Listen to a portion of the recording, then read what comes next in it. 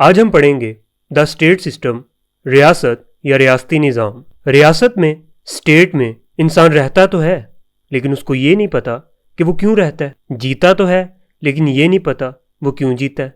State इंसान को उसके basic rights, basic claims, basic protection provide करती है जो कोई और सिस्टम प्रोवाइड नहीं कर सकता। सबसे पहले हम इसकी बेसिक टर्मिनोलॉजी में ये देखेंगे जो लफ्ज़ स्टेट है इसका लफ्ज़ी मतलब क्या है, इसकी बेसिक रूट क्या है, मुख्तलिफ ज़बानों में स्टेट को किस किस तरह से इस्तेमाल किया गया, किस किस लफ्ज़ों से स्टेट को पुकारा गया, समझा गया, एनालाइज किया गया। देन हम इसकी nature and origin of the state देखेंगे कि एक स्टेट किस ज़माने से, ये जो सिस्टम था स्टेट सिस्टम, ये किस ज़माने में चलता हुआ हमारे आज के दौर में आके रुक गया है या मज़ीद भी चल रहा है, और इसकी हिस्टोरिकल पैटर्न क्या है। देन हम समझेंगे स्टेट का असल मायनी और असल मतलब, असल डेफिनेशन क्या है। कुछ एलिमेंट्स देखेंगे जिनकी वजह से स्टेट को एक स्टेट कहा जाता है। अगर उन एलिमेंट्स में एक भी एलिमेंट मिस हो तो स्टेट कभी भी स्टेट नहीं कहलाएगी। इसकी हिस्टोरिकल एवोल्यूशन की बात की जाए तो स्टेट आज भी एक एवोल्यूशन के फेज में है। जिस तरह दुनिया में कोई भी चीज़ कभी रुकती नहीं, इसी तरह से स्टेट की जो ग्रोथ है, स्टेट की जो ऑब्जर्वेंस है, स्टेट की जो अपने आप को चेंज करना, रिज्यूविनेट करना और एक फॉर्म से दूसरी फॉर्म में ट्रांसफॉर्म करना, ये भी कभी नहीं रुकेगा। तो ये जितनी भी चीज़ें सारी हम एक लिटरेरी वे में आज पढ़ेंगे। टर्मिनोलॉजी के सेक्शन में हम ये देखते हैं कि जो स्टेट है वो एक पॉलिटिकली ऑर्गेनाइज कम्युनिटी है। पॉलिटिकली से मुराद कोई ऐसा काम, कोई ऐसा एक्शन जो बहुत ज़्यादा एक ऑर्गेनाइज वे में किया जाए। वैसे तो इंसान कोई भी चीज़ ऑर्गेनाइज वे में नहीं करता, लेकिन ये ऐसा फिनोमिना था, ये ऐसा कॉन्सेप्ट था जो इंसान ने वाकई ही ऑर्गेनाइज वे में किया। तो पॉलिटिकली ऑर्गेनाइज कम्युनिटी से मुराद कि एक ऐसी जगह है स्टेट, एक ऐसा इलाका या एक ऐसी पर्टिकुलर बाउंड्री है जिसके अंदर जो कम्युनिटी है, लोग हैं, वो ऑर्गेनाइज्ड वे में रहते हैं। लोगों ने आपस में एक कंसेंट किया स्टार्टिंग में। उस कंसेंट के तहत, उस एग्रीमेंट के तहत उन्होंने ये डिसाइड किया कि हमारा एक पर्टिकुलर एरिया होगा, हमारा एक पर्टिकुलर निज़ाम हुकूमत होगा, गवर्नमेंट होगी, या एक पर्टिकुलर फेज होगा। स्टेट की हिस्ट्री तभी से है जब से इंसानों की हिस्ट्री है। अब इंसानों की हिस्ट्री बहुत पुरानी है, जिसके अंदर सिर्फ 30% इंसान जानता है, बाकी 70% हमें पता ही नहीं इंसान की हिस्ट्री क्या है। तो उसी 30% में जो इंसान जानता है वो ये जानता है कि इंसान पहले नेंडरथल्स और होमो इरेक्टस की फॉर्म में एग्जिस्ट करता था। नेंडरथल्स एंड होमो इरेक्टस इंसान ही की फॉर्म है साइंटिफिक ज़ुबान में, जो कि इंसान आज का जो सेपियंस है इससे पहले थे, होमो सेपियंस से पहले थे। तो उन नेंडरथल्स और उन होमो इरेक्टस के जो लिविंग स्टैंडर्ड्स थे, जो रहने का तरीक़ाकार था, वो हम नहीं जानते। लेकिन हम एक चीज़ जानते हैं और वो है हमारी सिविलाइजेशन की तारीख़। कि हमारी सिविलाइजेशन में सबसे पहली सिविलाइजेशन इंसान की, जिसने स्टेट की फॉर्म में, जिसने ग्रुपिंग की फॉर्म में, जिसने एक सिटी स्टेट्स की फॉर्म में रहना शुरू किया, वो थे मेसोपोटामियंस। मेसोपोटामियंस। तो ये जो मेसोपोटामियन से ही कनेक्शन है किसका? इंडस वैली सिविलाइजेशन का। तो इसी तरह से इजिप्शियन सिविलाइजेशन अलग से थी, पर्शियन सिविलाइजेशन अलग से थी। तो जितनी भी सिविलाइजेशंस थी, इन सब में स्टेट ने किस तरह से अपने आप को एवेल्युएट किया, वो अभी सिर्फ हम इसके बेसिक लफ्ज़ को समझ रहे हैं। एंशिएंट ग्रीक्स, जो यूनानी कहलाते हैं, वो स्टेट को पोल्स के लफ्ज़ से पुकारते थे। वो खुद एक सिटी स्टेट्स की फॉर्म में रहते थे। सिटी स्टेट से मुराद कि वो दो पहाड़ों के दरमियान में एक वैली थी, उस वैली में वो रहा करते थे और उस वैली को वो नाम देते थे सिटी स्टेट। तो यहाँ पे आप देखें कि छोटे छोटे आइलैंड्स में वो अपनी अपनी सिटी स्टेट्स बना के रहा करते थे। ये आपको एथेंस का मैप नज़र आ रहा होगा। तो ये पूरा ग्रीस जो था, यहाँ पे वो सिटी स्टेट्स की फॉर्म में रहा करते थे। तो इसी स्टेट्स को, सिटी स्टेट्स को वो नाम देते थे पोल्स का। और इसी पोल से, पोलिस से मुराद सिटी स्टेट, और इसी पोलिस से लफ्ज़ निकला पॉलिटिक्स। और आज जो पॉलिटिक्स हम यूज़ करते हैं ये सिर्फ एक लफ्ज़ के लिए यूज़ करते हैं, वो है सियासत। लेकिन ऐसा नहीं है। तो आज इस पॉलिटिक्स को हम सियासत के नाम से जानते हैं। असल में पॉलिटिक्स से मुराद स्टेट अफेयर है। स्टेट अफेयर यानी एक पर्टिकुलर एरिया में जितने भी मामलात हैं उनको मैनेज करने का नाम पॉलिटिक्स है। रोमन्स सिटी स्टेट्स को सिवितास के नाम से पुकारते थे। इसी सिवितास से कुछ लफ्ज़ निकले, जैसा कि सिटी, जैसा कि सिटीज़न, जैसा कि सिविलाइजेशन, जैसा कि सिविक। रोमन्स सिटी स्टेट्स के लिए एक और टर्म का भी यूज़ करते थे, वो कहते थे स्टेटस रिपब्लिका है। एक ऐसी जगह जहाँ पे लोग मिलके तो रहें लेकिन जो उसकी गवर्नमेंट है वो अवाम की राय से मुंतखब हो, उसको रिपब्लिकन कहते हैं। तो ये जो स्टेटस था ये लैटिन टर्म थी। इसी स्टेटस से मिडल एजेस में इसको कर दिया गया चेंज स्टैटो में, और स्टैटो से फिर जब रिनाइसेंस का दौर आया, एज ऑफ इनलाइटनमेंट आई, जब लोगों ने, रिनाइसेंस का दौर कहते हैं कि जब लोगों ने दोबारा से लिटरेचर को रिवाइव करना शुरू किया। तमाम चीज़ें मिट चुकी थी। जो वेस्टर्न कंट्रीज़ थी, जो इंग्लिश थे, वो सारे के सारे इतनी बुरी कहत जंगी, इतनी बुरी जंग में मुलव्वस रहे बहुत साल, जिसकी वजह से उन्होंने तरक्की करना, लिखना, पढ़ना छोड़ दिया था। तो जब 15वीं-16वीं सदी में रिनाइसेंस का दौर हुआ, रिवाइवल का दौर हुआ, उन्होंने जितना भी लिटरेचर था उसको दोबारा से पढ़ा, दोबारा से लिखना शुरू किया, जिसको एज ऑफ इनलाइटनमेंट या रोशनी का दौर भी कहते हैं। रोशनी का क्यों? क्योंकि अंधेरे से, डार्क एजिस से उन्होंने किसकी तरफ शिफ्ट किया? रिनाइसेंस की तरफ। तो 15वीं-16वीं सदी में उन्होंने ग्रीक्स को पढ़ना शुरू किया, उन्होंने मुख्तलिफ सिविलाइजेशंस को पढ़ना शुरू किया, जहाँ से उनको ये पता चला कि जो लफ्ज़ स्टेट है, जहाँ से उन्होंने टर्म स्टेटस से स्टेटो देन स्टेट कर दिया फ्रेंच में। तो जर्मन में इसको कहते हैं स्टार्ट, और इंग्लिश में भी इसी को स्टेट ही कहते हैं। तो ये था हमारे पास इसकी टर्मिनोलॉजी का मतलब क्या है, इस लफ्ज़ स्टेट का मतलब क्या है। अभी हम स्टेट समझेंगे कि स्टेट क्या है। एक आम इंसान के लिए स्टेट एक पुलिसमैन रिट लार्ज है। पुलिसमैन रिट लार्ज मतलब कि एक ऐसी जगह जहाँ पे हर चीज़ को एक अथॉरिटी के ज़रिए से कंट्रोल किया जाता है। तो होब्स हमारे पास एक फिलोसोफर थे जिन्होंने एक किताब लिखी, उस किताब का नाम था लिवाइथन। अब इस लिवाइथन में वो कहते हैं जैसा कि a giant whose body is composed of countless bodies of human beings.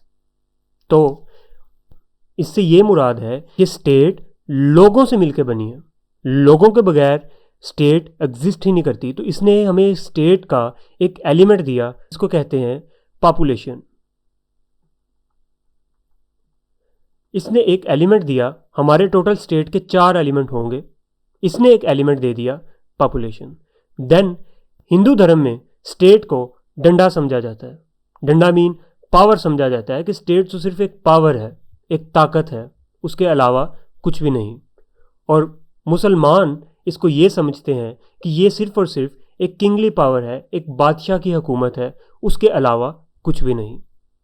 Marxist इसको क्या कहते हैं? स्टेट को मार्क्सिस्ट कहते हैं कि ये सिर्फ एक टूल है, एक इंस्ट्रूमेंट है जिसके ज़रिए से क्लास डोमिनेशन की जाती है। स्टेट की वजह से क्लासेस बन जाती हैं और क्लास एक्सप्लॉइट होती है। तो मार्क्सिस्ट जो थे वो स्टेट के कॉन्सेप्ट को पसंद ही नहीं करते थे। तो इसी तरह से मुख्तलिफ स्टेट के कॉन्सेप्ट्स हैं। हम डीपली आने वाली वीडियोस में हम काफ़ी चीज़ें पढ़ेंगे जिसके अंदर हम communism, socialism and so on और दुनिया की जितनी भी चीज़ें हैं जो इंसान को शऊर दे सके वो सब हम इस चैनल पे कवर करेंगे। फ्रेंच किंग लुइस 14 ये क्या कहता है? ये कहता है कि sun king, I am the state, मैं स्टेट हूँ।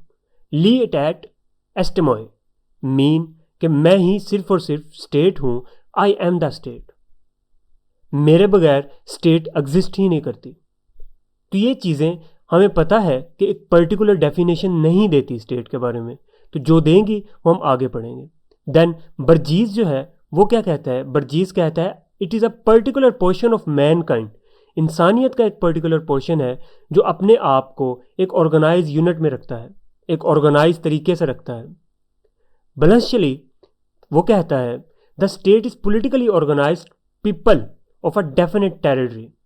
एक पर्टिकुलर टेरिटरी में, डेफिनेट जगह पे, टेरिटरी कहते हैं एक मखसूस जगह को, एक एरिया को जिसकी एक मखसूस बाउंड्री होती है। जैसे एक शेर होता है तो उस शेर की जंगल में एक टेरिटरी होती है जहाँ पे कोई दूसरा शेर नहीं घुस सकता। इसी तरह से एक पर्टिकुलर टेरिटरी जहाँ पे लोग ऑर्गेनाइज वे में रहें वो स्टेट कहलाती है। Next, president Woodrow Wilson American president है। ये क्या कहते हैं? कहते हैं a people organised for law.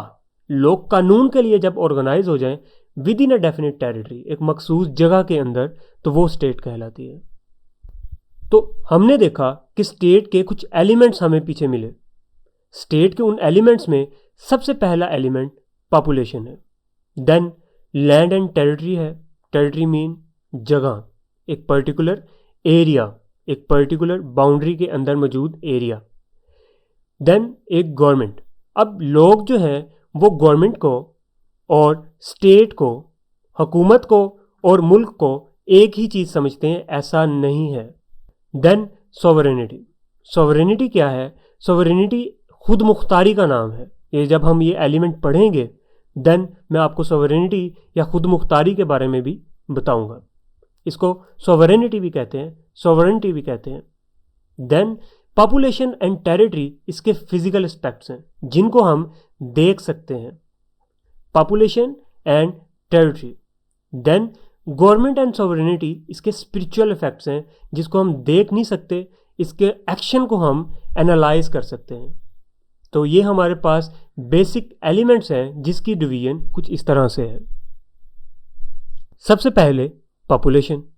अब पॉपुलेशन से मुराद एक पर्टिकुलर एरिया में नंबर ऑफ पीपल किस वे में रह रहे हैं, कितने लोग रह रहे हैं उस एरिया में, ये उसकी पॉपुलेशन, ये उसकी आबादी बताएगी।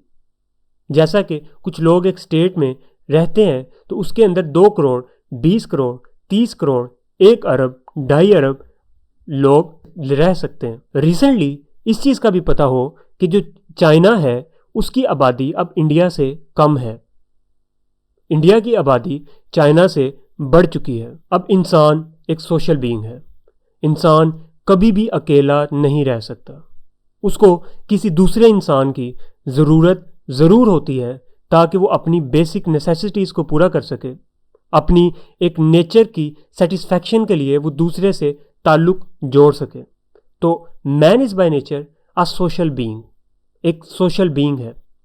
इसी तरह से और स्टेट एक ऐसी एसोसिएशन है जहाँ पे तमाम लोग मिल के रहते हैं, आपस में एक दूसरे से डिपेंडेंट होकर रहते हैं। और हम कभी भी किसी स्टेट को विदाउट पॉपुलेशन कंसीव ही नहीं कर सकते। जितने भी एलिमेंट्स हैं उन एलिमेंट्स में से, उन 4 एलिमेंट्स में से अगर किसी जगह पे एक भी एलिमेंट मिस हो जाए तो वो स्टेट नहीं कहलाती। चाहे वो पॉपुलेशन हो, चाहे वो टेरिटरी हो, चाहे वो गवर्नमेंट हो, चाहे वो सॉवरेनिटी हो। तो स्टेट के अंदर 3 तरह के लोग रहते हैं। स्टेट के अंदर 3 तरह के लोग रहते हैं, या रिहायशी रहते हैं या बसने वाले रहते हैं। सबसे पहले फुल मेंबर्स। फुल मेंबर्स वो होते हैं जो अपने आप को सिटीजन्स कहते हैं, जो स्टेट के अंदर मौजूद तमाम तरह के राइट्स, स्टेट के अंदर मौजूद तमाम तरह की ड्यूटीज़ को निभा सकें, पूरा कर सकें। जहाँ पे आपको राइट्स मिलेंगे तो जाहिर बात है तो आपको कुछ ड्यूटीज़ भी पूरी करनी पड़ेंगी, तभी आपको जाके वो राइट्स एंड ड्यूटीज़ का साइकिल समझ आएगा। हम लोग जैसा कि इंडिया और पाकिस्तान के लोग हैं, जो वहाँ के लोकल्स हैं, वो वहाँ के फुल मेंबर्स हैं जिनके पास नेशनैलिटी है। दैन दूसरी टाइप सब्जेक्ट्स की है, या उन नेशनल्स की है जो कुछ राइट्स को इंजॉय कर पाते हैं, जैसा कि माइनॉरिटी। अब ये वो माइनॉरिटीज़ हैं जो एक स्टेट की रहायशी तो हैं, पैदा भी वहाँ पे हुई, लेकिन इनको मुकम्मल राइट्स नहीं मिलते उस स्टेट में, तो ये वहाँ के सब्जेक्ट्स होते हैं, माइनॉरिटी होते हैं। देन कुछ नॉन मेंबर्स हैं जो कि एलियंस हैं। एलियन से मुराद वो नहीं जो यूएफओ में आते हैं, बल्कि एलियन से मुराद वो है जो किसी दूसरे मुल्क से एक दूसरे मुल्क में जाके बस जाएं लोग, उनको हम एलियंस कहेंगे। तो नॉन मेंबर्स वो मेंबर्स हैं जो बाहर की कंट्री से आके हमारे मुल्क में बसते हैं, वो हमारी कुछ सिविल राइट्स को तो एंजॉय कर पाएंगे, वो हमारे सिर्फ और सिर्फ उन civil rights of life and property को एंजॉय कर पाएंगे जो स्टेट उनको अलाउ करेगा, उसके अलावा नहीं। जो पहली दो कैटेगरीज हैं, जैसा कि हमने यहाँ पे देखा, the subjects and full members, ये कैटेगरीज रियल एलिमेंट्स हैं एक पॉपुलेशन ऑफ स्टेट के, जो हम पॉपुलेशन पढ़ रहे हैं। तो एक स्टेट के अंदर स्टेट को बनाने में पॉपुलेशन का काफ़ी ज़्यादा अहम किरदार है। अब एक मसला अराइज होता है कि स्टेट की पॉपुलेशन कितनी हो, ज़्यादा हो या कम हो। तो इसके ऊपर कुछ फिलोसोफर्स ने अपनी आरा पेश की, अपने थॉट्स को पेश किया, अपने आइडियाज़ को पेश किया। वो क्या था? सबसे पहले प्लेटो ने कहा कि एक स्टेट जो है वो वही स्टेट बेस्ट हो सकती है जो, या स्टेट तभी बनेगी जब उसके अंदर 5040 एग्जिस्ट करेंगे, तो वो स्टेट कहलाएगी। अरिस्टोटल ने कहा इससे अमाउंट बढ़ भी सकती है, जो कि 10,000 से 1,00,000 पर्सन्स तक भी जा सकती है, कि अगर इतने लोग एक स्टेट में बसते हैं तो वो स्टेट कहलाएगी। जो स्टेट है वो ना तो ज़्यादा लार्ज हो ना तो ज़्यादा स्मॉल, इतनी हो, लार्ज इतनी हो कि अपने आप पे वो सेल्फ सफिशिएंट हो, अपने आप को चला सके, उसके अंदर रिसोर्सेज बेसिक मौजूद हों, और इतनी स्मॉल भी ना हो कि वो वेल गवर्न ना हो सके, बल्कि सिर्फ इतनी स्मॉल हो कि अच्छे से गवर्न हो सके। आज के दौर में हम ये देखते हैं कि कुछ स्टेट्स ऐसी हैं जिनकी बहुत ज़्यादा लार्ज पॉपुलेशन है, और कुछ ऐसी हैं जिनकी बहुत ज़्यादा कम पॉपुलेशन है। जैसा कि पनामा, अल्बानिया, ये वो स्टेट्स हैं जिनकी पॉपुलेशन कम है लेकिन खुद एरिया वाइज बड़ी हैं, और कुछ ऐसी स्टेट्स हैं जहाँ पे सिर्फ और सिर्फ फ्यू लैक्स आबादी है। जैसा कि पनामा, अल्बानिया, ये जो यूएसएसआर था, यहाँ पे इसका एरिया बहुत बड़ा था, लेकिन यहाँ की आबादी कितनी है? 28 करोड़। चाइना इसकी 100 करोड़, इंडिया इसकी 160 करोड़। लेकिन पॉपुलेशन की कोई लिमिट नहीं, डिपेंड करता है कि एक स्टेट में गवर्नेंस किस तरह की है, वहाँ पे रिसोर्सेज कितने हैं, वहाँ की आवाम कितनी रेजिस्टेंट शो करवाती है। और पॉपुलेशन इतनी होनी चाहिए कि वो सफिशिएंट हो। किस लिए सफिशिएंट हो? कि उसकी बेसिक नीड्स पूरी हो सकें। किस चीज़ की नीड्स? कल्चर की, आर्ट्स की, लर्निंग की, इंडस्ट्री की, एजुकेशन की, एग्रीकल्चर की, डिफेंस की, सिविलाइज्ड लाइफ की, और इतनी ज़्यादा भी ना हो कि उसकी कंट्री में उतने रिसोर्सेज ही मौजूद ना हो उनको हैंडल करने के लिए। तो जो पॉपुलेशन है वो मखसूस होनी चाहिए, मद्देनज़र रख के किसके? उसके रिसोर्सेज को। देन हमारे पास एक और एलिमेंट, टेरिटरी।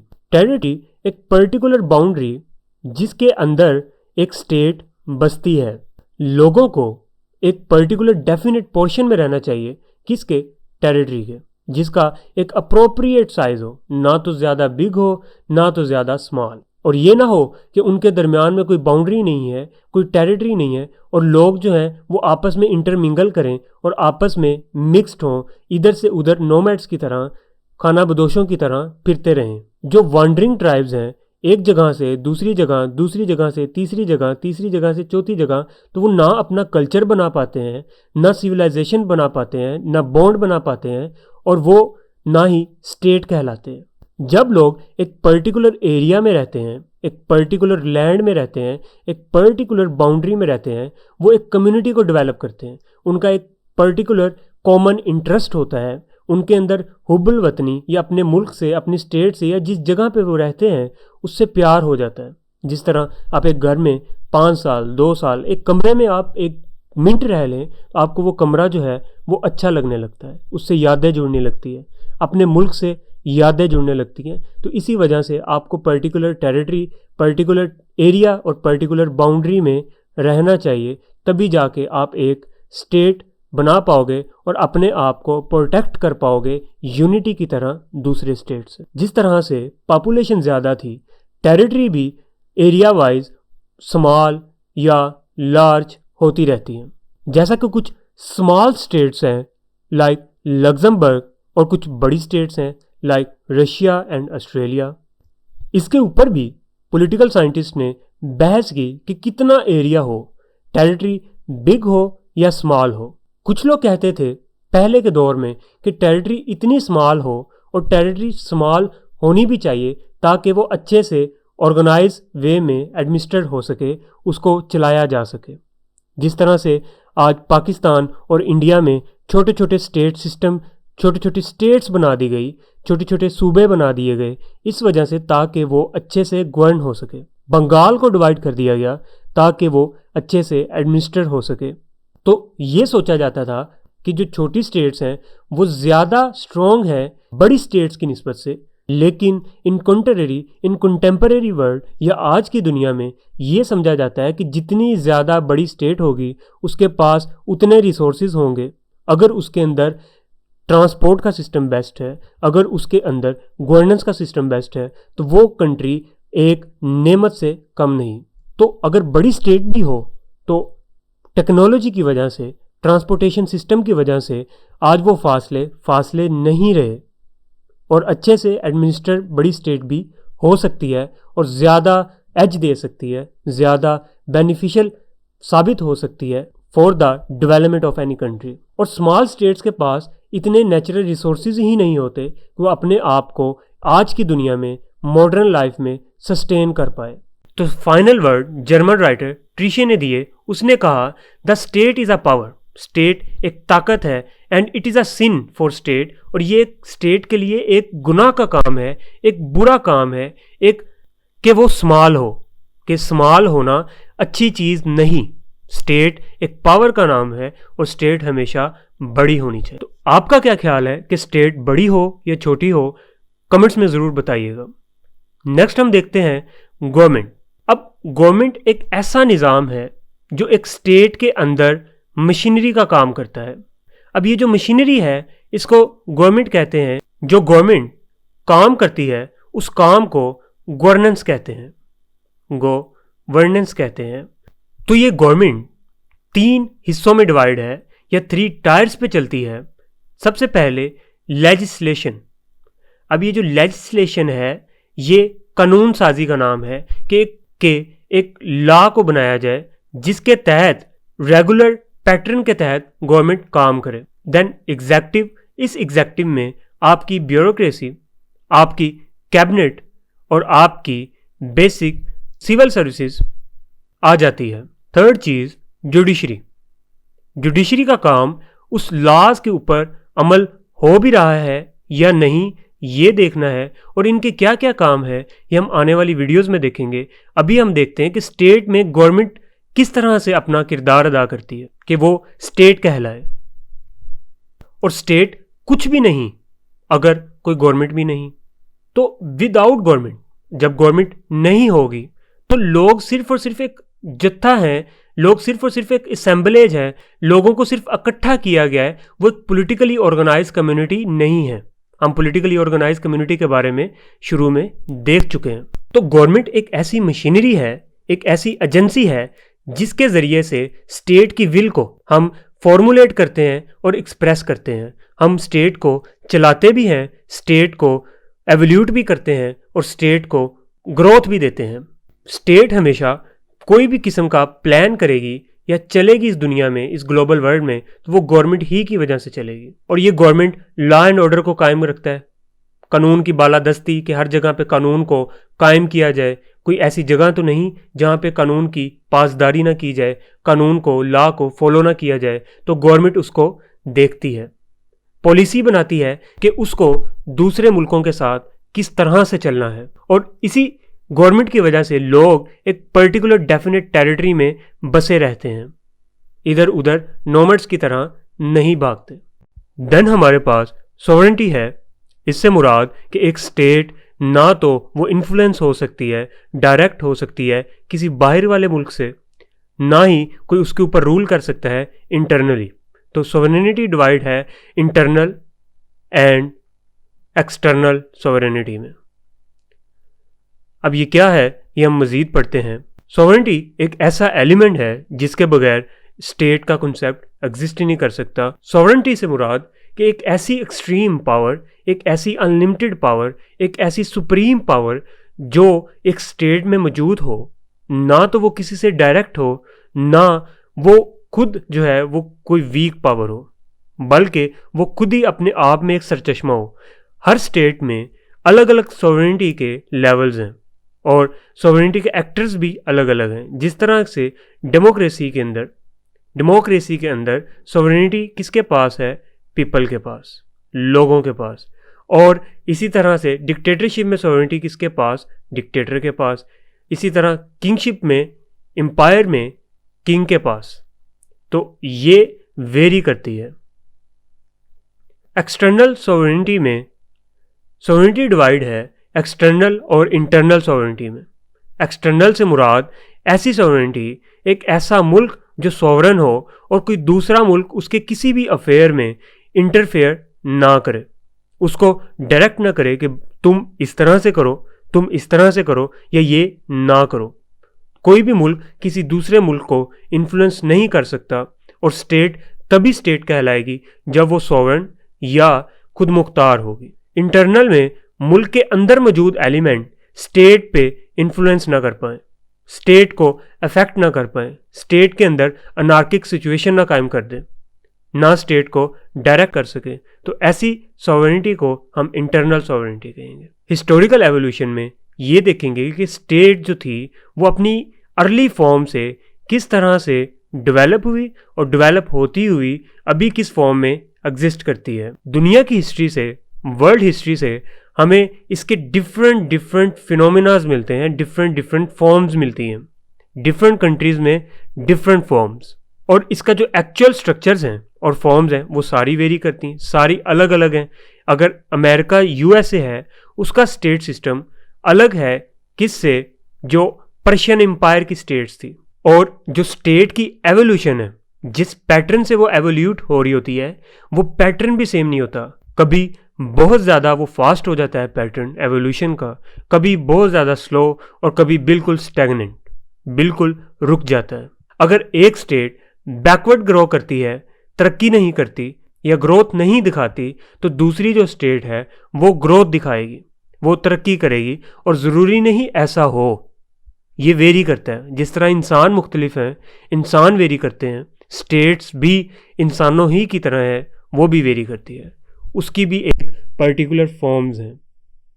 तो हिस्टोरिकली पूरी दुनिया में या पूरी इंसानी तारीख में हमें स्टेट की एवोल्यूशन में ना कोई यूनिफॉर्मिटी मिलती है, ना कंटिन्यूटी मिलती है। अगर एक एम्पायर है तो वो कितने ही साल, 100, 200, 300 साल एम्पायर ही रहेगी। अगर कोई स्टेट नेशन स्टेट है तो वो नेशन स्टेट ही रहेगी।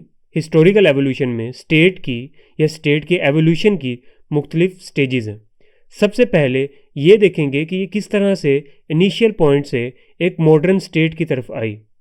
सबसे पहले ये स्टेटलेस सोसाइटी थी एक प्रिमिटिव टाइम में, इसको पढ़ेंगे। ट्राइबल किंगडम्स को पढ़ेंगे, ओरिएंटल एम्पायर्स को पढ़ेंगे। ये इनमें शिफ्ट हो रही है, ट्रांसफॉर्म हो रही है, ये अपनी शेप चेंज कर रही है। देन ये ग्रीक सिटी स्टेट्स में कन्वर्ट हुई, रोमन एम्पायर में कन्वर्ट हुई, फ्यूडल स्टेट्स में कन्वर्ट हुई और देन ये फाइनली नेशन स्टेट में कन्वर्ट हुई। तो सबसे पहले स्टेटलेस सोसाइटी देखते हैं, जहाँ पे इंसान किसी स्टेट के बगैर दुनिया में नोमैड्स की तरह इधर उधर घूमता था। ना किसी की कोई मलकियत थी, ना किसी का कोई घर था। जहाँ वो ठिकाना बना ले वो वहीं पे रहते थे और वहाँ से फिर मूव भी कर सकते थे। ना बाउंड थे किसी गवर्नमेंट के, ना बाउंड थे किसी स्टेट के। लेकिन ऐसे हालात में आप जानते हैं कि लड़ाई का खतरा, जान माल का खतरा बहुत ज़्यादा था। जैसा हमने पहले डिस्कस किया कि कोई रिटन रिकॉर्ड नहीं था जिसको देख के हम पहचान सकें कि प्रिमिटिव पीपल किस तरह से रहते थे। बस एक पर्टिकुलर अंदाज़ा लगाया जा सकता है हमारी एंथ्रोपोलॉजी से, आर्कियोलॉजी से और प्रोटो हिस्ट्री से। और इनसे हमें ये शो होता है कि जो पुराने लोग थे, प्रिमिटिव टाइम के लोग थे, वो सारे के सारे सोशल लाइफ में रहते थे। लेकिन वो सोसाइटी जिसमें वो रहते थे वो एक मैट्रियार्कल सोसाइटी थी। मैट्रियार्कल से मुराद वो सोसाइटी जहाँ पे रूल वुमन का हो, मदर का हो, औरत का हो। अब औरत का क्यों था उस ज़माने में या उस दौर में? वो इसलिए था कि औरत जो थी वो पूरे घर को चलाती थी। इंसान या मेल वो क्या करता था?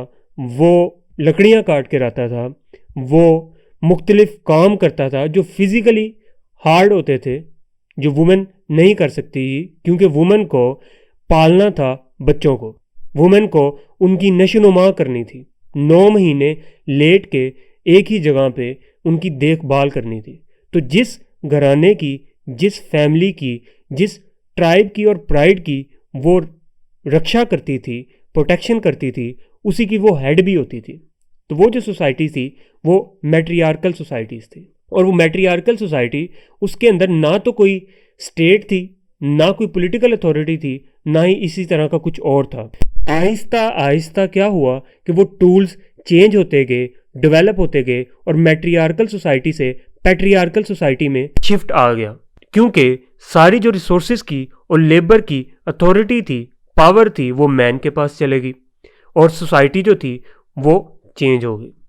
अभी भी कुछ दुनिया में ऐसी सोसाइटीज़ हैं, अगर आप अफ्रीका की तरफ चले जाएं तो वहाँ पे अभी भी पैट्रियार्कल सोसाइटी एग्जिस्ट करती हैं। वहाँ पे फैमिलीज़ भी हैं, वहाँ पे लोग क्लैंस में भी रहते हैं, कबीलों में रहते हैं, लेकिन वहाँ पे कोई स्टेट नहीं है। इन सारे ऊपर वाले प्रोसेस से हमें ये पता चला कि मुख्तलिफ क्लैंस ने अब हर आदमी अपना एक अलग कबीला बना लेता था। उस कबीले में जितने भी लोग रहते थे वो दूसरे कबीले से कंपटीशन में चले जाते थे। तो जैसे जैसे मुख्तलिफ क्लैंस आपस में कोऑपरेशन करते गए, उससे एक नया ट्राइब बनता गया, सिंथेसिस होती गई।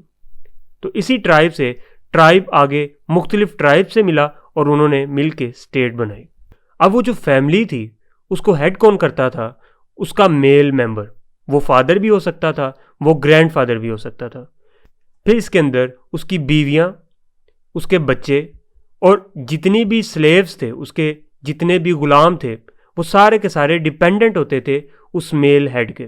वो मेल हेड इसी तरह से कंट्रोल करता था सेक्स लाइफ को, प्रॉपर्टी को अपने ग्रुप में या अपने उस पर्टिकुलर एरिया में। आहिस्ता आहिस्ता प्रॉब्लम्स बढ़ते गए। कौन से प्रॉब्लम्स? पैट्रियार्कल सोसाइटी में सबसे पहला प्रॉब्लम रेगुलेशन ऑफ मैरिज, ताकि मैरिज जो है ये ना हो कि बेटा बहन से शादी कर ले, ये ना हो कि दूसरे क्लैन की किसी लड़की से हमारे क्लैन का लड़का जो है वो शादी ना कर ले। तो उस चीज़ को भी कंट्रोल करना था, इसका मसला भी आ रहा था। देन प्रॉपर्टी का मसला आ रहा था, इनहेरिटेंस किसको दी जाए फैमिली की प्रॉपर्टी की। बार्टर और सेल ऑफ गुड्स एक अलग मसला था। बार्टर सिस्टम क्या होता है कि अगर मेरे पास कुछ सोने के सिक्के हैं और मैंने उसको बेचना है तो मैं किसी से दरख्त उसके अवज़ ले लूँगा। यानी एक चीज़ लो, यानी मैंने एक सूट खरीदा तो सूट के अवज़ मुझे क्या देना होगा? कुछ खजूरें देनी होगी, कुछ उसके ऊपर मुझे कुछ कीमती पत्थर देने होंगे, या मेरे पास जो उसकी वैल्यू की कोई प्रोडक्ट है वो देनी होगी, तो तब जाके ये बार्टर सिस्टम कंप्लीट होगा। तो लेन देन का जो सिस्टम था, एक चीज़ दो और दूसरी चीज़ लो, वैल्यू के हिसाब से, उसको बार्टर सिस्टम कहते थे। इसके अंदर मसला आ रहा था क्योंकि लेबर ज़्यादा लग रहा था, मेहनत ज़्यादा लग रही थी चीज़ों पे, और वैल्यू में इम्बैलेंस आ रहा था। तो ये जितने मामला थे, इसकी वजह से सोसाइटल या सोशल कंट्रोल बिगड़ता गया और ये कहा कि जो एल्डेस्ट मेल होगा, सबसे बूढ़ा मेल होगा, सबसे बड़ा मेल होगा, वही हेड होगा फैमिली का और वही रेगुलेट करेगा अपने जितने भी ट्राइबल कस्टम्स हैं कि भाई हमारे यहाँ तो इस तरह नहीं होता, तुम्हारे यहाँ इस तरह होता है, हमारे यहाँ ये चीज़ नहीं की जाती, ताकि वो सरवाइव कर सकें। तो उन्होंने क्या किया? रिलीजन, दीन या मज़हब और कॉमन वर्शिप, और उन्होंने अपना एक खुदा चुन लिया ताकि वो यूनाइट रहें, एक कबीला बन जाएं या आपस में एक भाईचारे का रिश्ता कायम कर सकें। जिस तरह से एक इंसान एक स्कूल में पढ़ता है या एक यूनिवर्सिटी में पढ़ता है या किसी एक इलाके में रहता है तो उस इलाके के लोग ही उसको अच्छे लगते हैं, सिर्फ इसी वजह से कि उनका कल्चर सेम है। हालांकि इंसान तो सब बराबर हैं। फिर क्या हुआ? एक इंसान ने दूसरे इंसान को मारना शुरू कर दिया। अब यहाँ से मसला बढ़ता गया। जब मारना शुरू किया तो अब इंसान ने देखा कि अपने आप को बचाने के लिए उसको मुख्तलिफ हथियारों की ज़रूरत पड़ेगी, मुख्तलिफ मिलिट्री की ज़रूरत पड़ेगी। उस मिलिट्री के अंदर बहुत बड़ी तादाद में एक फ़ौज बनानी पड़ेगी, उस फ़ौज को कंट्रोल करने के लिए एक सिपा सलार की ज़रूरत पड़ेगी। तो ये सारा मिलिट्री का सिस्टम फिर स्टार्ट हुआ। उनको फिर एक मिलिट्री लीडर चुनना पड़ा। वही मिलिट्री लीडर उनके ट्राइब का हेड भी होता था और वही लीडर इंसान की हिस्ट्री में पहला रूलर बना और दूसरी ही तरफ साउथ ईस्ट एशिया के लोग, अफ्रीका के लोग, अमेरिका के लोग पैट्रियार्कल सोसाइटी से प्रोग्रेस कर चुके हैं।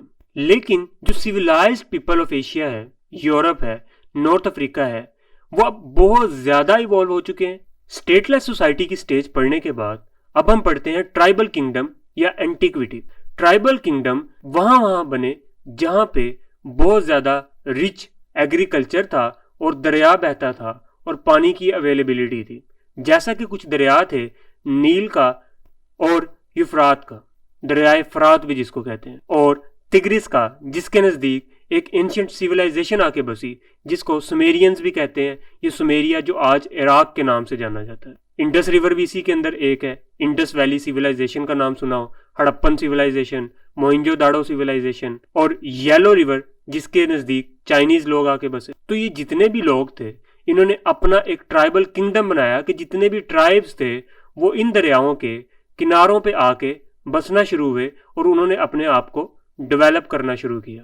इनको हाइड्रोलिक सोसाइटीज भी कहा जाता था। ये काफी ज्यादा एडवांस थे। इनके पास एग्रीकल्चर, तब जो किंग था उसकी अथॉरिटी जो थी, उसकी पावर जो थी, वो कोई एब्सोल्यूट नहीं थी। एब्सोल्यूट से मुराद वो सब कुछ नहीं था अपने आप में। बहुत ज्यादा उसकी पावर लिमिटेड थी। क्यों लिमिटेड थी? इसलिए लिमिटेड थी क्योंकि उसकी सोसाइटी में, उसके ट्राइब्स में कुछ कस्टम्स थे और वो जो अथॉरिटी में आया था वो कंसेंट से आया था, कॉन्ट्रैक्ट से आया था। किसके? ट्राइबल चीफ्स के। जब तक ये नहीं चाहते थे वो किंग नहीं बन पाता था। और इन्हीं ट्राइबल चीफ्स ने क्या किया? कॉन्स्टिट्यूट की, बनाई एक कंसल्टेटिव बॉडी ऑफ किंगडम, जिसको आज के मॉडर्न दौर में पार्लियामेंट कहा जाता है। तो जो किंगशिप थी वो हेरिडेटरी थी।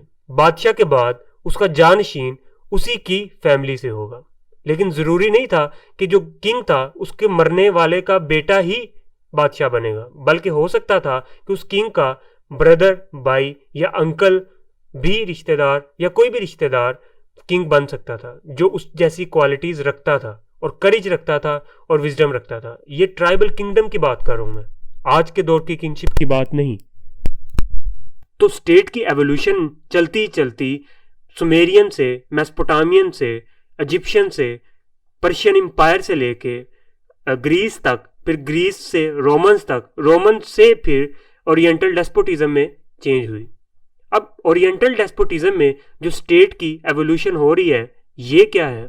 ओरिएंटल डेस्पोटिज्म में एक डेस्पोटिक रूल था। इसके अंदर रूल या पावर सबसे ज्यादा मिलिट्री लीडर्स और प्रीस्टली क्लास के पास थी। प्रीस्टली क्लास से मुराद पादरी या उनके रिलीजियस जो क्लर्जी थी उसके पास। अब यहाँ पे ये जो सोसाइटी थी ये दो हिस्सों में डिवाइडेड थी। एक तो स्लेव थे और एक वो लोग जो स्लेव नहीं थे। जो स्लेव नहीं थे, फ्री थे, वो भी मुकम्मल तौर पे फ्री नहीं थे। क्यों? क्योंकि उनके अंदर या उनके कामों में इन्फ्लुएंस करते थे मिलिट्री एंड प्रीस्टली क्लास। और वो तमाम लोग सब्जेक्ट थे किंग के, मतलब रआया थी किंग की, किंग के हुक्म पे चलते थे। उनकी लाइफ का सारा दारोमदार किंग पे बेस करता था। ना उनके पास कोई बेसिक सिविल राइट्स थे, ना पॉलिटिकल लिबर्टी थी। और लेकिन जो रूलर की अथॉरिटी थी वो भी एक स्ट्रेंज पिक्चर शो करती थी, एक कंफ्यूज पिक्चर शो करती थी, क्योंकि सारी की सारी पावर बाकी जितने भी मिलिट्री ऑफिसर्स थे, बाकी जितने भी प्रीस्टली क्लास में मौजूद क्लर्जी थी, वो सारे के सारे इन्फ्लुएंस करते थे किंग की पावर पे। तो किंग की पावर इटसेल्फ एक काफ़ी ज़्यादा कंफ्यूज अथॉरिटी थी।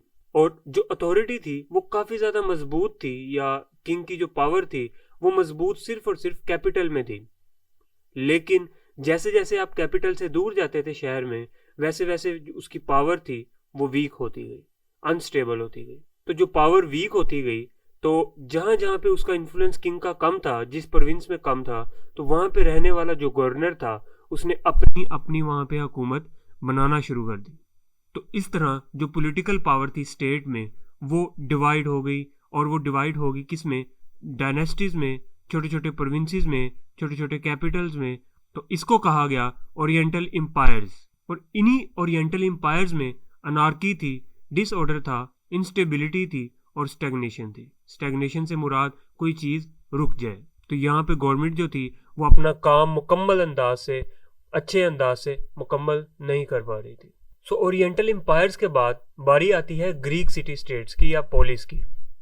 अब ग्रीक सिटी स्टेट और पोलिस, जिस तरह से आप इस पिक्चर में देख सकते हैं कि साइड पे सारे माउंटेन है और उनके बीच में एक वैली, जिसको वो नाम देते थे ग्रीक सिटी स्टेट्स। तो इनकी जितनी भी सिटीज थी या सिटी स्टेट्स थी वो सारी की सारी डिवाइड थी सी से और माउंटेन से, और बहुत ज्यादा तादाद में छोटे छोटे आइलैंड्स में डिवाइड थी। तो वहां के लोग सेपरेट तो रहते थे लेकिन वो आपस में इंटरकनेक्टेड जरूर थे। बिल्कुल आइसोलेटेड मोड में वो नहीं रहते थे कि एक दूसरे से कट के रहें। वो एक दूसरे से कम्युनिकेट करते रहते थे, तिजारत करते रहते थे, क्योंकि इनकी जो नेवी थी वो काफी ज्यादा मजबूत थी। तो ग्रीक्स के बारे में हम काफी डिटेल में पढ़ेंगे प्लेटो एंड एरिस्टोटल को जब हम पॉलिटिकल थ्योरी में पढ़ेंगे। तो यहाँ पे हम देखते हैं कि ये जो ग्रीक्स थे ये काफी ज्यादा प्यार करते थे इंडिपेंडेंस से, आजादी से, और ये काफी ज्यादा पॉलिटिकल लाइफ जीना चाहते थे। इनके अंदर स्लेव सिस्टम भी था, स्लेव का का पूरा इंस्टीट्यूशन था, ये स्लेव के बगैर जी ही नहीं सकते थे। ज्यादातर ये फ्री इंक्वायरी और हमेशा ट्रुथ क्या है, सच्चाई क्या है, फिलोसफी जितनी भी है वो ग्रीक से रिलेट करती है। ब्यूटी क्या है, खूबसूरती क्या है, विर्च्यू क्या है, मोरल्स क्या है, ये सारी चीज़ें जो भी हमें आज डिस्कस होने में मिलती हैं, जिनके ऊपर आज डिबेट की जाती है, जो फिलोसफिकल चीज़ें आज हम डिबेट करते हैं, ये सब की सब इन्होंने उस दौर में की।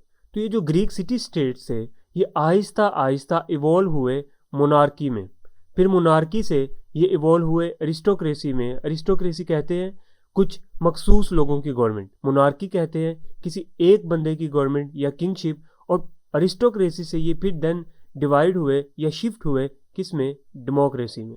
तो इस सोसाइटी में ज़्यादातर जो सिटीजन्स थे या तो वो सोल्जर थे, या तो वो जज थे, या किसी गवर्निंग असेंबली के मेंबर थे, और वो अपनी ड्यूटीज़ जो थे वो सर अंजाम देते थे।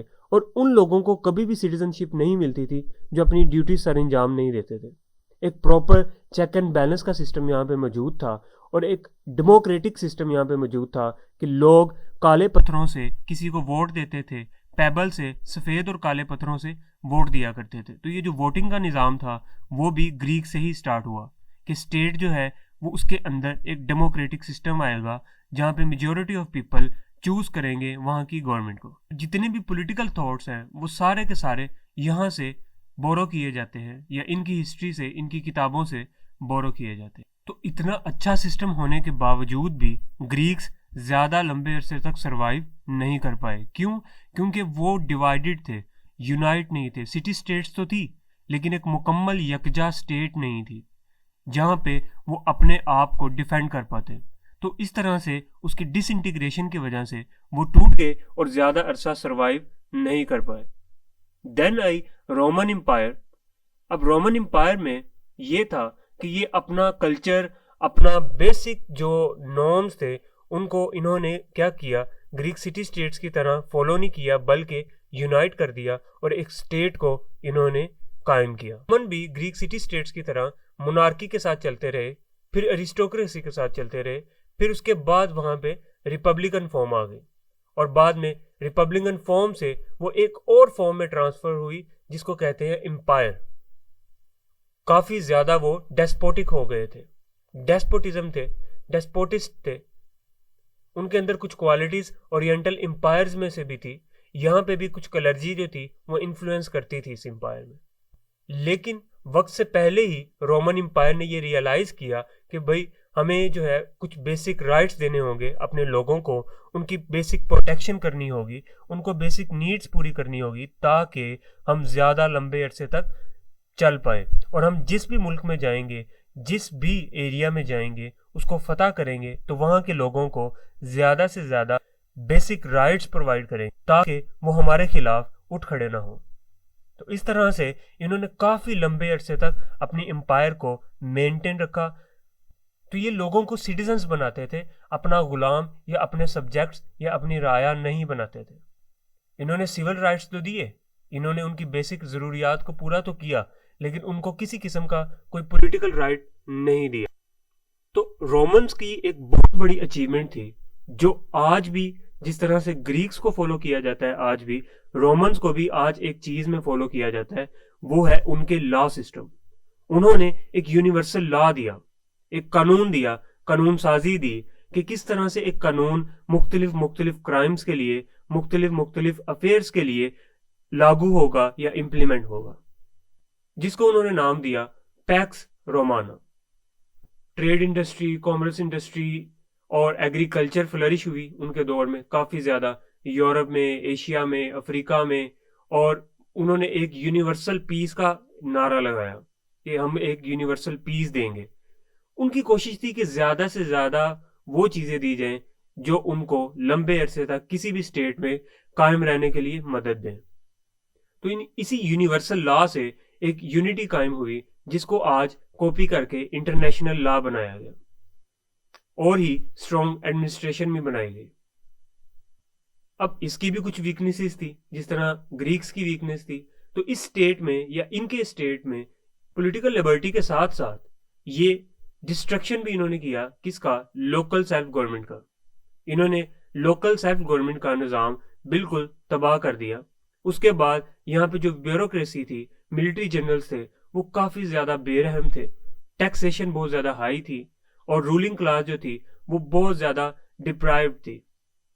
स्लेवरी यहाँ पे एग्जिस्ट करती थी, रिलीजियस प्रोसिक्यूशन थी, लोगों को रिलीजन के नाम पे मार दिया जाता था, लोग इरिस्पॉन्सिबल भी थे। तो इसी वजह से रोमन एम्पायर ज़्यादा लंबे अरसे तक मजीद भी चल ना पाई। फ्यूडलिज्म को हम फ्रेंच रेवोल्यूशन में काफ़ी डिटेल से पढ़ेंगे। अभी स्टेट से मुतल्लिक ये देखना लाजमी है कि जो रोमन एम्पायर की जब खात्मा हो गया रोमन एम्पायर का, तो रोमन एम्पायर के खात्मे के नतीजे में एक नई स्टेट उभर के आई, वो थी फ्यूडल स्टेट्स। और ये मिडेवल यूरोप में थी, 15 to 14 सेंचुरी में ये अराउज हुई। तो जो जर्मैनिक ट्राइब्स थे, इनके जो जितने भी प्रिंसेस और नोबल्स थे, उन्होंने क्या किया? उन्होंने इस किंगडम को खत्म करके अपनी अपनी छोटी बड़ी रियासतें बनाना शुरू कर दी। और उनके पास कोई एब्सोल्यूट अथॉरिटी नहीं थी। एक नोबल तमाम नोबल्स पे हावी नहीं था, बल्कि उसको चलना पड़ता था बाकी सब नोबल्स के साथ, बाकी सब लॉर्ड्स के साथ भी, बाकी सब प्रिंसेस के साथ भी। तो वो अपने आप में एब्सोल्यूट नहीं था। उन्होंने क्या किया? उन्होंने एक बॉन्ड कायम किया। उस बॉन्ड को बनाने के लिए उन्होंने अपनी जो रआया थी, अपने जो किसान थे, उनके साथ उन्होंने ताल्लुक कायम किया। तो जितने भी किसान थे वो सारे के सारे क्या करते थे कि अपने लॉर्ड के लिए तमाम दिन काम करते थे, और जितना भी प्रॉफिट उस जमीन से आता था उसका सारा का सारा प्रॉफिट लॉर्ड रखता था। लेकिन बदले में लॉर्ड उन किसानों को बेसिक राइट्स, रहने के लिए घर, कपड़ा, रोटी, मकान सब कुछ देता था। लेकिन वो आज़ाद लोग नहीं थे, लॉर्ड के अंडर वो काम करते थे, उनको लॉर्ड की बातें माननी पड़ती थी। लेकिन इसका ये फायदा था कि लॉर्ड अपनी गवर्नमेंट जो थी वो कायम कर सकता था, या अपनी गवर्नेंस जो थी वो एक पर्टिकुलर एरिया में कायम कर सकता था।